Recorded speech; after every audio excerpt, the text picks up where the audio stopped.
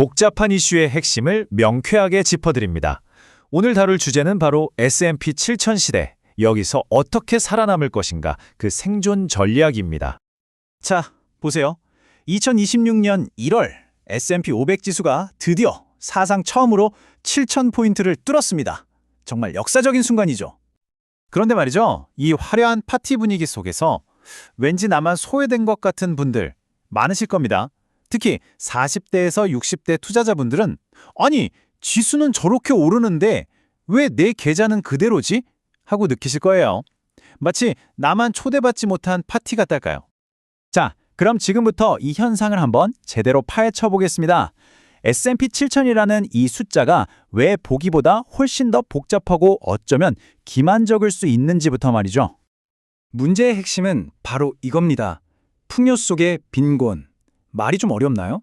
쉽게 말해서 시장 전체, 그러니까 지수는 막 올라가는데 그 열매가 소수의 몇몇 종목에만 집중되는 거예요. 그러니까 대다수 투자자들의 계좌는 오히려 제자리 걸음이거나 심지어 마이너스가 나는 정말 기가 막힌 상황인 거죠. 이 표를 한번 보세요. 월가의 분위기가 어떤지 한눈에 보입니다. 완전히 양극단으로 갈려 있어요. 한쪽에서는 8,500까지 간다고 외치는 초강세론자들이 있는가 하면 다른 한쪽에서는 아니다, 6,500까지 폭락할 수 있다고 경고하는 비관론자도 있죠. 이건 뭐 전문가들조차 한치 앞을 내다보기 어렵다는 뜻입니다. 정말 안개 속이죠. 이렇게 시장 전망이 극단적으로 엇갈리는 가장 큰 이유, 그 중심에는 바로 기술주 섹터 내부에서 벌어지고 있는 엄청난 균열이 있습니다. 예전처럼 그냥 매그니피센트 세븐 같은 빅테크 주식들 사모으면 무조건 이기는 시대, 이제 끝났습니다. 완전히 끝났어요. 한때는 한 팀이었던 이 매그니피센트 세븐이 이제는 명확하게 승자와 패자로 나뉘어버렸습니다. 자, 여기서 가장 중요한 포인트가 나옵니다. 투자자들이 이제는 AI라는 꿈만 보고 투자하지 않는다는 거예요.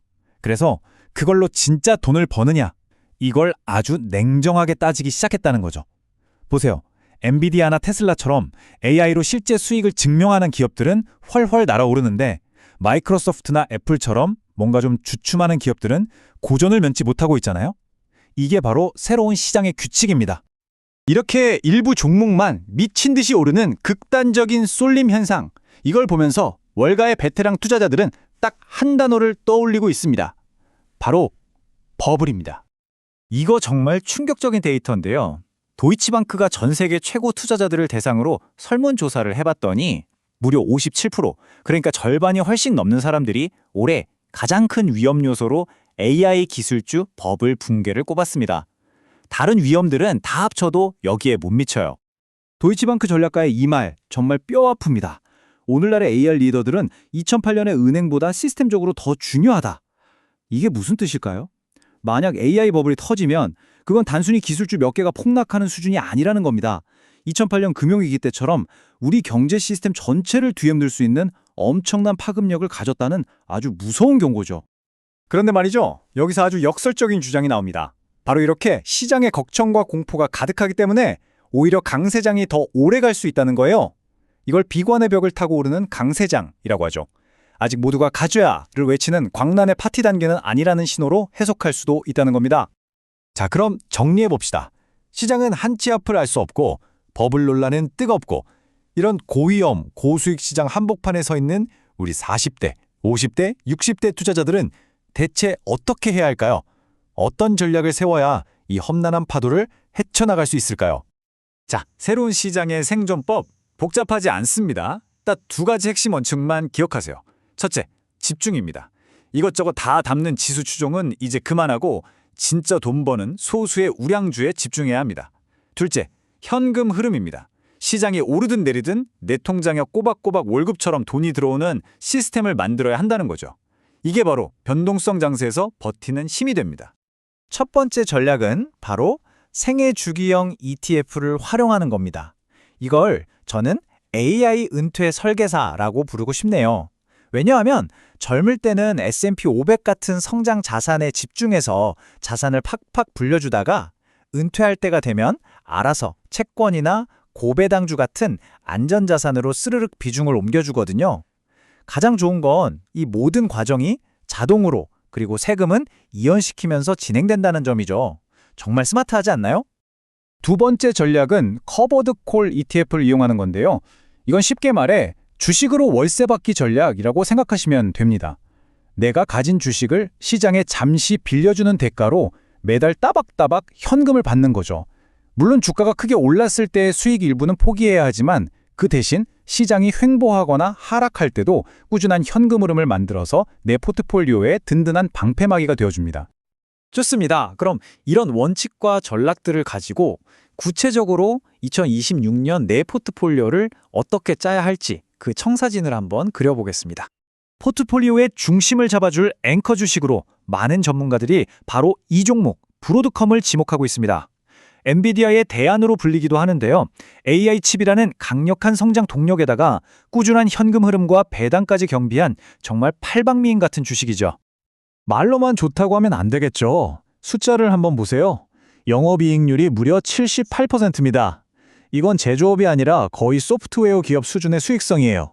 이미 받아놓은 AI 관련 주문만 730억 달러에 달하고 최근에는 배당도 10%나 올렸습니다. 성장성과 안정성, 주주 환원까지 정말 뭐 하나 빠지는 게 없죠. 하지만 당연히 몰빵은 금물입니다. 미국 기술주에 쏠린 위험을 분산해야죠. 예를 들어 인도의 콜인디아 같은 공기업은 배당률이 6%가 넘습니다. 이런 저평가 가치주를 담아서 안정적인 배당 수익을 챙기는 거죠. 또 시장이 불안할 때를 대비해서 포트폴리오의 5에서 10% 정도는 금과 같은 실물 자산, 즉 안전자산에 배분해서 보험을 들어두는 지혜도 필요합니다. 그리고 마지막으로 가장 중요하지만 가장 지키기 어려운 원칙입니다. 바로 리밸런싱이죠. 처음 정한 목표 비중에서 어떤 자산이 20% 이상 오르거나 내리면 기계적으로 팔고 사는 겁니다. 이게 왜 중요하냐면요. 인간의 감정, 즉 탐욕과 공포를 배제하고 비쌀 때 팔고 쌀 때 사라는 투자의 대원칙을 자동으로 지키게 해주기 때문입니다. 이걸 하느냐 마느냐가 장기 수익률을 결정합니다. 자, 오늘 이야기의 결론입니다. 이 험난한 S&P 7000 시대를 살아남기 위한 세 가지 원칙. 첫째, 시장 지수만 멍하니 쳐다보지 말고 진짜 돈을 버는 기업의 이익의 질에 집중하세요. 둘째, 시장이 흔들려도 나를 지켜줄 현금 흐름을 당신의 생명줄로 만드세요. 마지막으로 언제든 방향을 바꿀 수 있도록 항상 유연성을 유지해야 합니다. S&P 7000, 이건 끝이 아닙니다. 새로운 시작이고 거대한 갈림길이죠. 여러분의 소중한 자산, 여러분의 포트폴리오는 과연 어느 길로 향하게 될까요? 과거의 낡은 지도에 의지하시겠습니까? 아니면 새로운 시대에 맞는 새로운 지도를 그리시겠습니까? 선택은 여러분의 몫입니다.